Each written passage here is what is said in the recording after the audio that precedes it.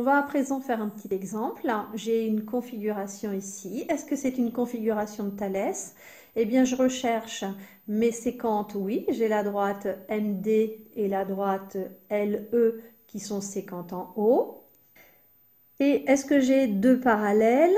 Oui, j'ai la droite LM et DE qui sont parallèles. Alors là, c'est indiqué nulle part, mais dans l'énoncé, ne vous inquiétez pas, ce serait indiqué, ce serait noté.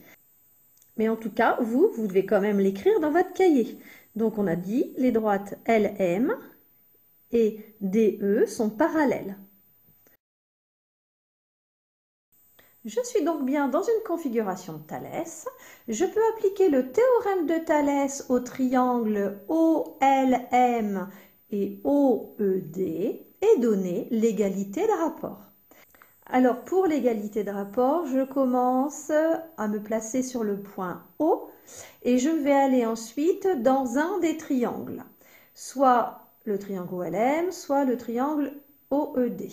Moi, je vais commencer par OL par exemple. Donc je vais noter la longueur OL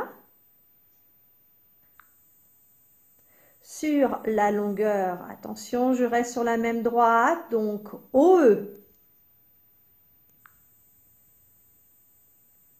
est égal à... Alors, pour le deuxième rapport, je vais changer de séquente. C'est-à-dire que le premier rapport, j'ai utilisé cette droite LE. Pour le deuxième rapport, je vais utiliser la droite MD. Donc, j'ai le choix, soit entre la longueur OM ou la longueur OD.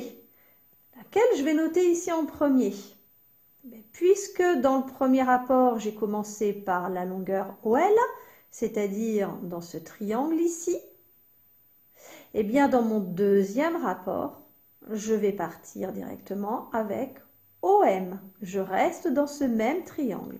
Donc je vais noter la longueur OM sur la longueur OD. Vous voyez, je reste sur la séquence, sur la droite MD. Je commence par le petit triangle et en bas, dans le rapport, je termine par le plus grand triangle, donc OD. C'est égal à, pour mon troisième rapport, je vais regarder les droites parallèles. J'ai LM et DE. Alors, qu'est-ce que je vais marquer en haut là de mon troisième rapport? Est-ce que je note LM? Est-ce que je note DE? Je répète, comme j'ai ici effectivement la longueur OL, la longueur OM, eh bien dans le troisième, j'ai forcément la longueur LM. Donc je vais noter LM sur ED. Et je vérifie toujours si j'ai bien les bons triangles. Ici, j'ai le triangle OLM.